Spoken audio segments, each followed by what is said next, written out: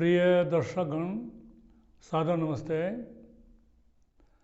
आज हम जीवनी चालीसा के 21वें पात्र की चर्चा करेंगे। आज की चर्चा के पात्र हैं विश्व प्रसिद्ध वैज्ञानिक 17वीं सदी के वैज्ञानिक न्यूटन। मैंने आपको पहले भी बताया कि सारा ज्ञान विज्ञान भारत से बाहर गया है। भारत की दुर्बलता ये रही कि यहाँ जो भी शोध हुए, कोई वैज्ञानिक हुए या कोई गणितज्ञ हुए या ज्योतिषाचार्य हुए या कोई आयुर्वेद के जानने वाले हुए, उन्होंने अपना ज्ञान देकर के आगे उसको किसी को बताया नहीं। कोई व्यवस्था नहीं बनाई कि वो ज्ञान को संचित किया जाए और उसको आगे बढ़ाया जाए। पश्चिम के लोगों की ये विशेषता है कि ईसा पूर्व में ही यूनान में अरस्तु, सोक्रेटिस और ये प्लेटो के समय में ये ज्ञान का संचय करना प्रारंभ कर दिया और ग्रीक भाषा ही यूरोप की मुख्य वैज्ञानिक भाषा बन गई। उसके बाद में ये ज्ञान लैटिन में चला गया, रोम में, और रोम पूरा यूरोप जो है वो लैटिन और ग्रीक में विज्ञान का शोध करने लगा और विज्ञान में ही का सारा जो साहित्य था वो लैटिन और ग्रीक में ही लिखा गया। 1642 में 17वीं सदी के बीच में एक महापुरुष ने इंग्लैंड में, लंदन में जन्म लिया। बहुत गरीब परिवार में जन्म लिया।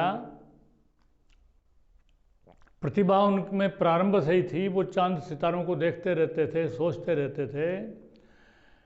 जिन महापुरुष का मैं इस चालीसा के इस अंक में वर्णन करने जा रहा हूँ, उनका नाम है सर आइजैक न्यूटन। न्यूटन उनको बोलते हैं। और सब लोग जो थोड़ा भी विज्ञान पढ़े हैं, 10वीं तक भी पढ़े हैं, तो उन्होंने विज्ञान पढ़ा होगा न्यूटन के गुरुत्वाकर्षण के नियम। न्यूटन ने विज्ञान जगत में उस समय में जितना भी विज्ञान था उसमें तहलका मचा दिया और एक नई दिशा विज्ञान को और भौतिक शास्त्र को दे दी। 1642 में इनका जन्म हुआ, गरीब परिवार में जन्म हुआ, और इनके जन्म से पहले ही इनके पिता की मृत्यु हो गई। 2 साल में ही इनकी माता ने दूसरी शादी कर ली और फिर वहीं पर जाकर के इनका बचपन बीता। जो इनका सौतेला पिता था उसका व्यवहार अच्छा नहीं था, इसलिए ये उस माता के घर को छोड़ करके सौतेले पिता के पास न रह करके ये अपने दादा दादी के पास आ गए। कुछ दिन वहाँ पढ़े, फिर वो जो सौतेला पिता था उसकी भी मृत्यु हो गई। फिर ये अपनी माँ के पास चले गए। माताजी चाहती थी कि बेटा अपना खेती बाड़ी करे। उस समय में जैसे भारत में कृषि प्रधान देश है, सारा दुनिया कृषि प्रधान थी, यूरोप भी कृषि प्रधान था। वहाँ विज्ञान की उन्नति धीरे धीरे हो रही थी, औद्योगिकरण नहीं हुआ था, और वहाँ से निकल करके यूरोप से, पुर्तगाल से, इंग्लैंड से, फ्रांस से और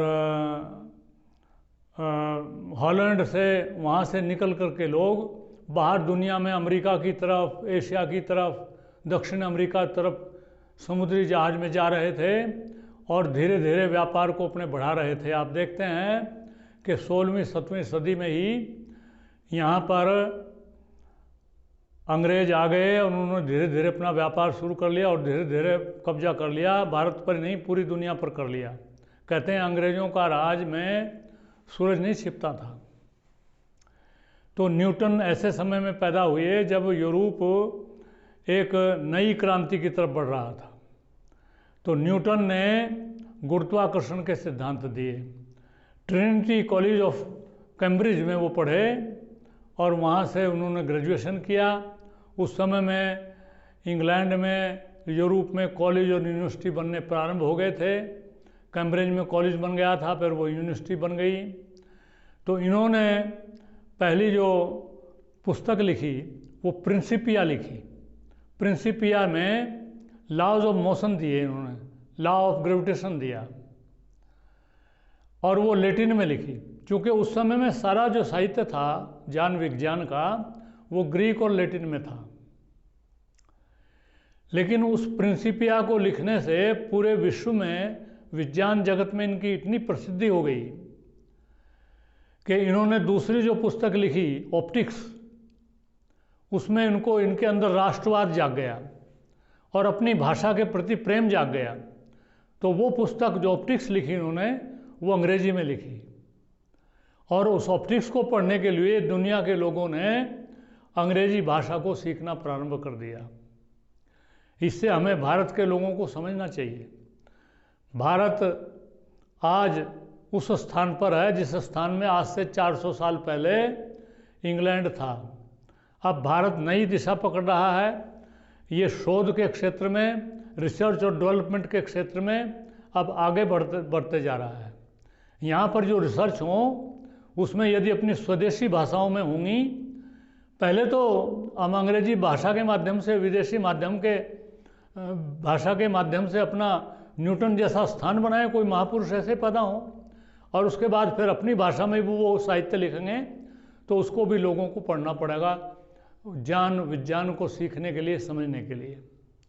तो न्यूटन ने विज्ञान जगत में बहुत बड़ी क्रांति की है, बहुत बड़े ये वैज्ञानिक हुए हैं, और 17वीं सदी में हुए। 1642 में इनका जन्म हुआ और 1727 में 85 साल की उम्र लेकर के इनका शरीर पूरा हुआ। बहुत बड़ा विज्ञान जगत में इनका नाम है। चोटी के जो वैज्ञानिक हैं, न्यूटन हैं, आइंस्टीन हैं, डार्विन हैं, ऐसे 5-10 जो वैज्ञानिक हैं बड़े, उनमें न्यूटन का नाम आता है। और एक भौतिक शास्त्र के आदि पुरुष हैं। इसके बाद भौतिक शास्त्र में बहुत कुछ हुआ, और आजकल जो कुछ हम सुविधाएं ले रहे हैं, हमें ये बात स्वीकार करनी चाहिए। हम सारे दिन पश्चिम वालों को गाली देते रहें, पश्चिमी सभ्यता को हम कोसते ही रहें, ये बात ठीक नहीं। उनके अंदर कुछ अच्छी बात भी हैं, उनको ग्रहण करना चाहिए और उनका अनुकरण करके अपना जो उन्नति का मार्ग है वो प्रशस्त करना चाहिए। इतना ही इस महापुरुष के न्यूटन के संबंध में बताना पर्याप्त है। इति ओम शम नमस्ते जी।